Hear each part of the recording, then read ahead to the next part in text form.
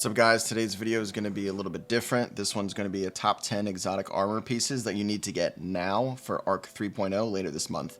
This video will contain exotic armors for all three classes, and there are things that I'm expecting to be really good with these pieces and the ARC changes that are going to happen this next season. I will also tell you how to obtain each piece of gear as well. Real fast, if this helps you out, be sure to leave a like on the video to help my channel. It helps me out a lot.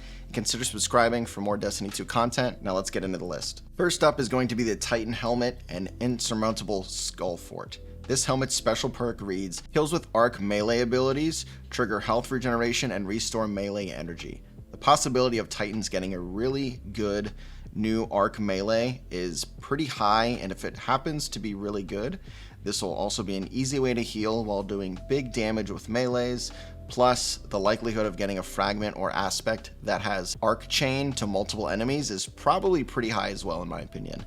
You could get this helmet from exotic engrams or buy it from Xur. Number 2 on this list is going to be the Warlock Helmet Crown of Tempests. A special perk reads, arc ability kills increase the recharge rate of arc abilities and extend the duration of Storm Trance. This is a very good basic playstyle exotic where you don't really have to play a certain way. You can just kind of play however you want and you're going to get a benefit from it.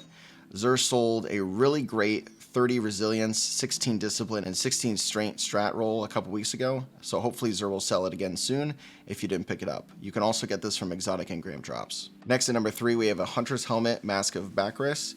This special perk makes you shift instead of dodging, as well as making your arc weapons deal increased damage.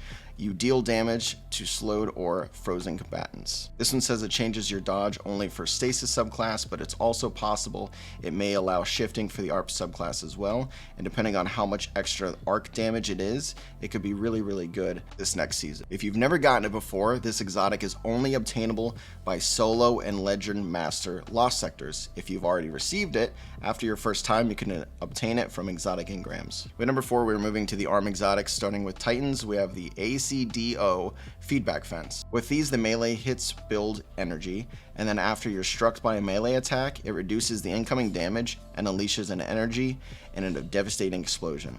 This one seems like it might have a great advantage in a very situational encounter or build. Again, another exotic that can be gained from exotic engrams drops or Xur. Number 5, we have the Warlock Arms, the Getaway Artist. This exotic can convert your arc grenades into a supercharged arc soul which functions as an auto turret.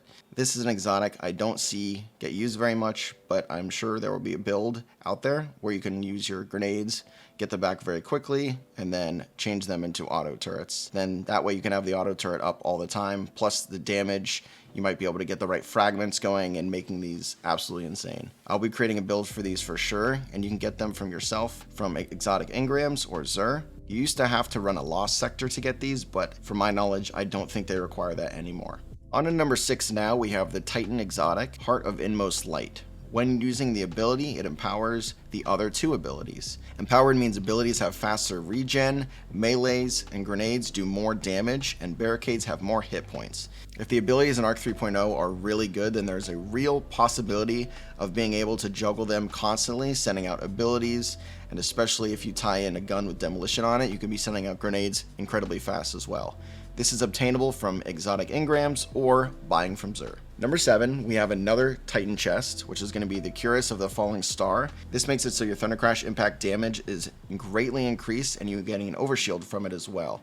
Another one, depending on the fragments and the buffs we're going to be getting through Thunder Crash, this exotic could be best DPS in the game for supers once again. This is picked up from a legend or master solo lost sector, and then after that can be obtained through exotic engrams. With number 8, we have the Warlock Chest Storm Dancer's Brace.